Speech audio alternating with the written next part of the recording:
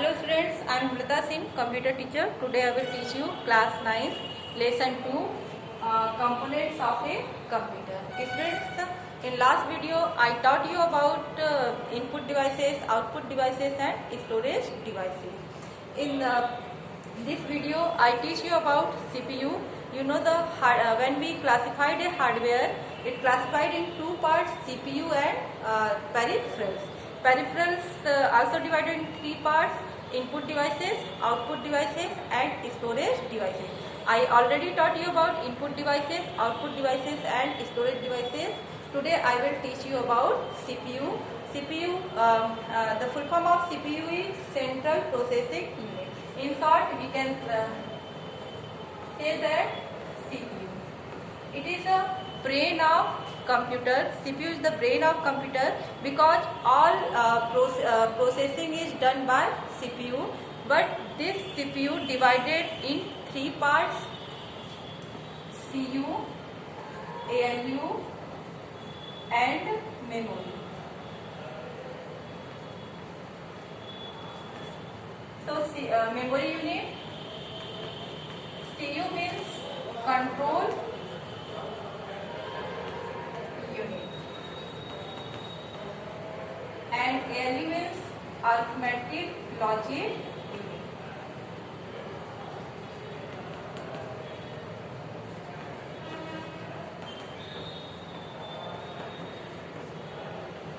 And memory unit.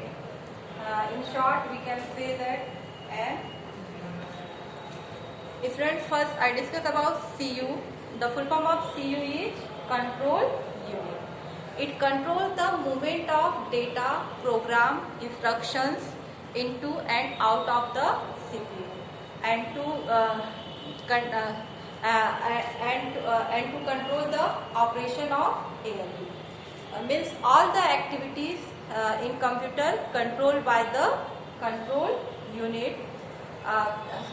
Control unit fetches the instruction from the memory into registers and decodes and sets control signals to the components of the computer, so that the appropriate action can be carried out. This is known as fetch execute cycle. You can say that a control unit is controls the all input, outputs and processing of computer using control unit. Next is ALU. The full form of ALU is arithmetic logic unit. The ALU performs all arithmetic and logical functions in computer systems. It adds, subtracts, multiplies, divides and does comparisons. It also performs the operations and or not all operations perform the arithmetical logical unit. These operations provide facility to decision making through the computer. The result logical operation is either true or false. So all the operations done by the ALU, arithmetic logic unit. Control unit controls the operations, means which data to fetch in to the arithmetic logic unit, or which data feeds with input devices, how data sent to ALU, or which data sends in memory unit. All operation controlled by control unit, and arithmetic logic unit performs action on the data. Means actual processing is done by arithmetic logic unit. Next, memory unit. Memory unit is the storage place. It is volatile memory. When the ALU performs any action, it takes data to memory unit. Control unit sends the data sent by register from memory unit to arithmetic logic unit. Arithmetic logic unit process the data and send output data to again to memory unit. and next time it again take the data from memory unit, raw data from memory unit, and process the data and also send the output to memory unit, and control unit decides where data to be sent. So this is the structure of CPU, Central Processing Unit. I discussed some terms bus about the computers.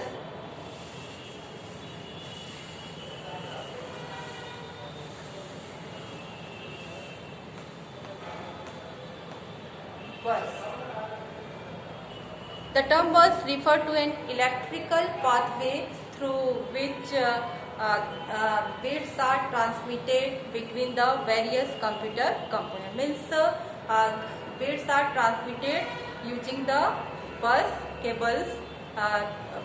Depending on the design of a system, several types of buses may be present.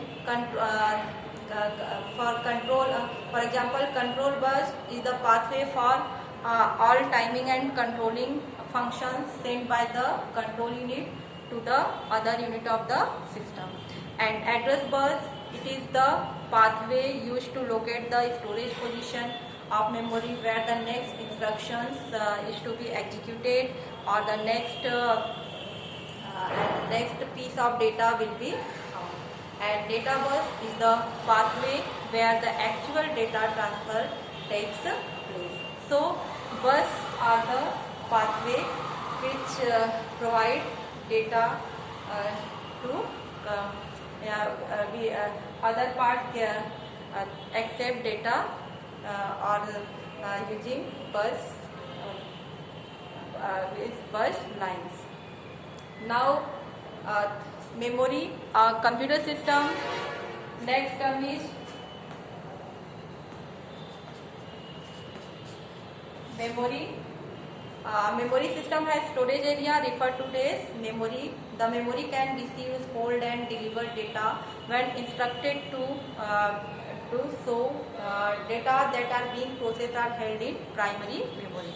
There are two types of memory.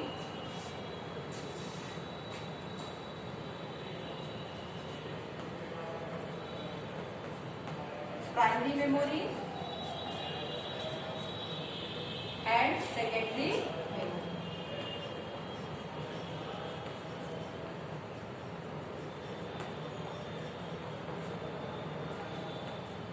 Primary memory like RAM, ROM, and secondary memory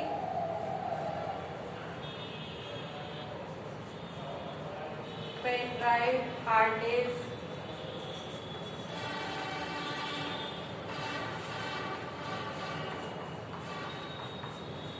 floppy disk, etc.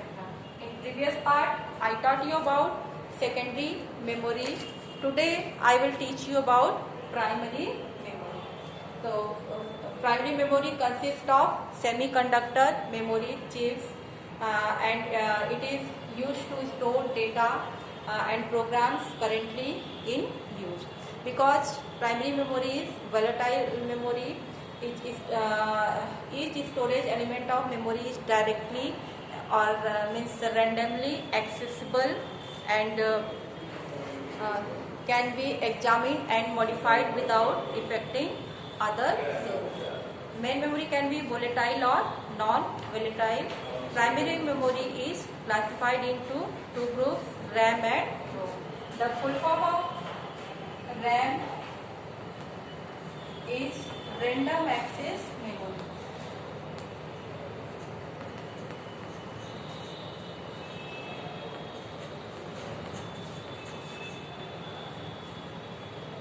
The full form of RAM is random access memory. RAM is a read-write memory. It is a volatile memory. It stores information as long as power is switched on, and the information lost when the power supply is switched off. RAM is two types, DRAM and SRAM. D means dynamic RAM. It is classified in dynamic RAM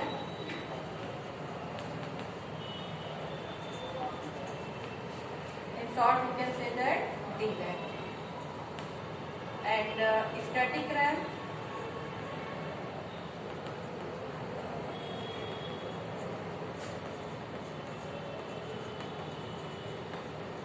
static RAM, SRAM. So DRAM, it needs constant refreshing in order for the data to be maintained, and SRAM, static RAM, it does not need refreshing. It is faster and expensive than DRAM. So DRAM need constant refreshing, but SRAM not need refreshing. Now features of RAM.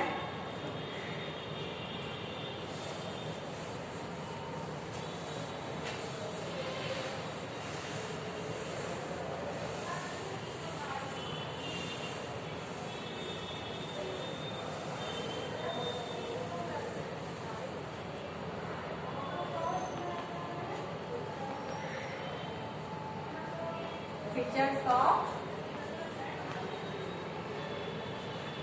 RAM. The main feature of RAM are data that needs to be processed, and the instructions are used for processing are held in the RAM. Each element of RAM is a memory location in which we can store. Each location has a unique address.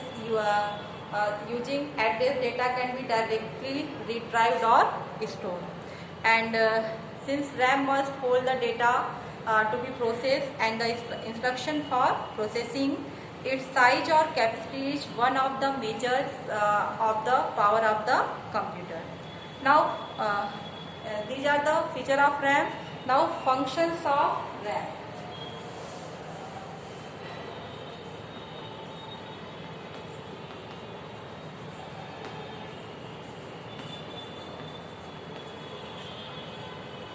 Functions of the RAM.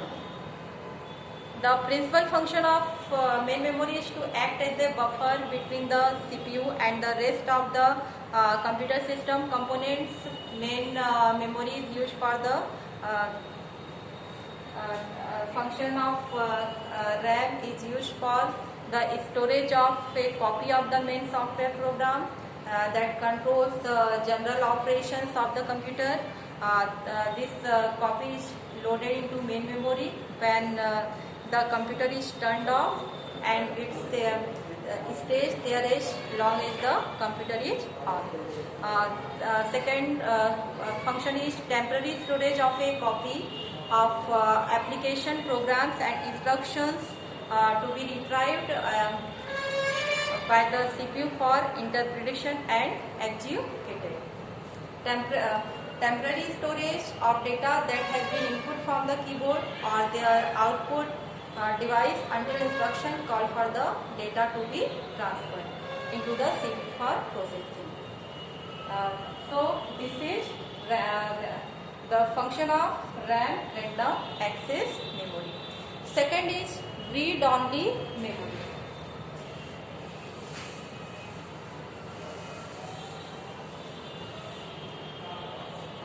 We also called ROM, means read only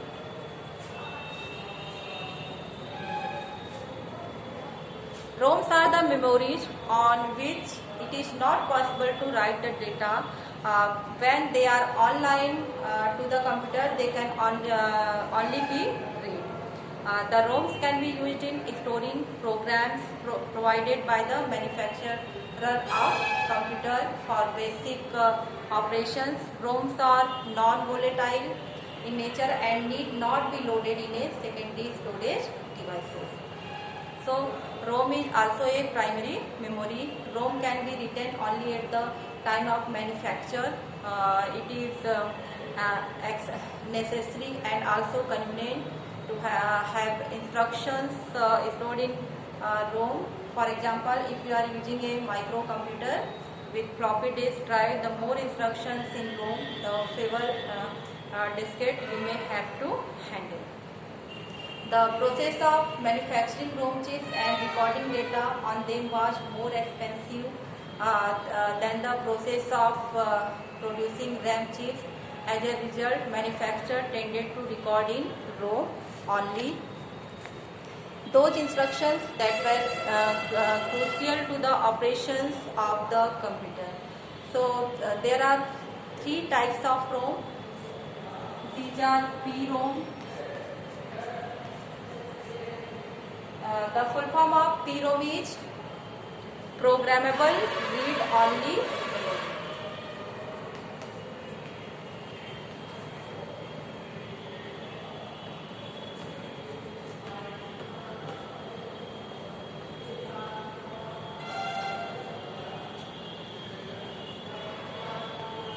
Programmable Read Only Memory. It is a non-volatile memory which allows the user to program the chip with a program writer.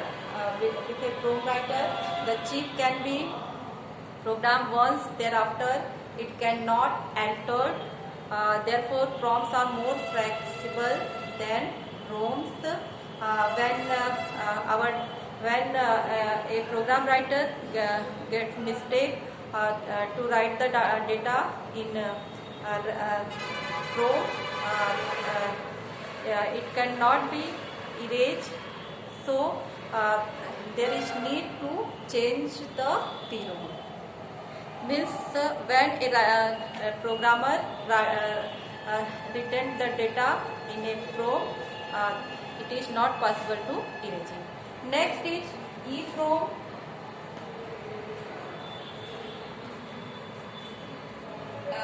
Next is EEPROM. The full form of EEPROM is electrically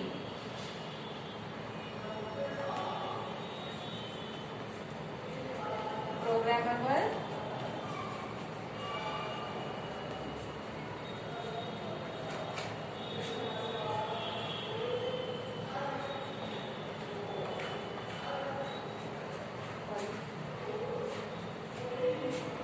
the full form of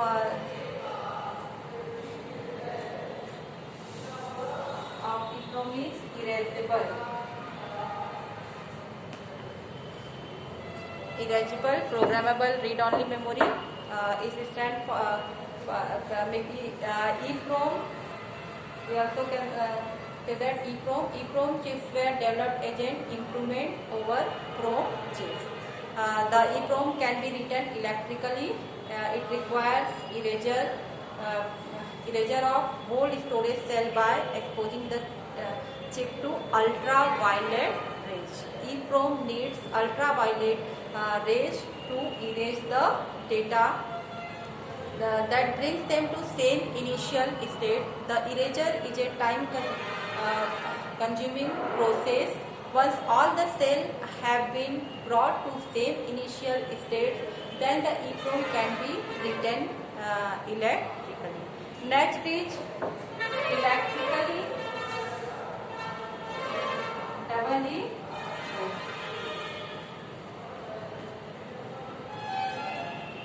electrically erasable programmable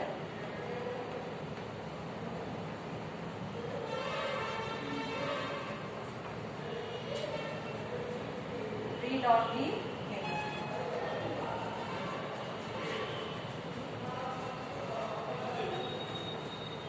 Electrically erasable programmable read-only memory. Read-only memory.